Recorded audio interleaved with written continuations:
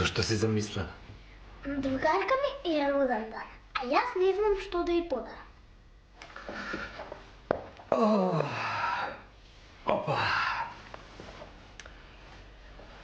Тогаш, ајде слушни ја приказнава, па може би ќе добиеш идеја.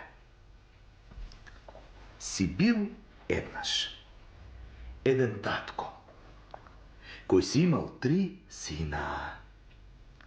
Еден ден ги викнал тројцата и им рекол: синови мои, сега сте пораснати и треба да појдете во светот за да научите да живеете.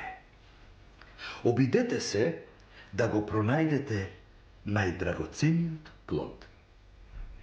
Едва чекам да видам кој најмногу ќе ме израдува. Тројцата браќа се подготвиле и заминале на пат. Каде отиште синовите? Секој тргнал на своја страна.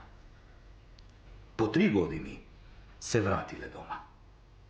Откако се поздравиле, таткото го прашал најстариот син: кажи ми, синко, дали го најде најдрагоцениот плод? Синот го отворил подарокот. Што имало внатре? Сладко овошје. Синот му го дал овошјето на таткото и му рекол: еве го најдрагоцениот и најубавиот плод што успеав да го најдам. Таткото му одговорил: добро, добро, си ми донел сладко овошје што не расте во нашите градини. Што донел вториот син? И средниот син донел плод од сладко овошје што го немало во нивната земја. Таткото се заблагодарил, а потоа го прашал најмалиот син: те гледам со празни раце, синко. Ти ништо не донесе? Навистина, татко, јас се вратив со празни раце. Парите ги потрошив на поинакви плодови. Се запишав во едно училиште и учев 3 години. Плодовите што ги собрав таму се наоѓаат во моето срце и во мојата глава.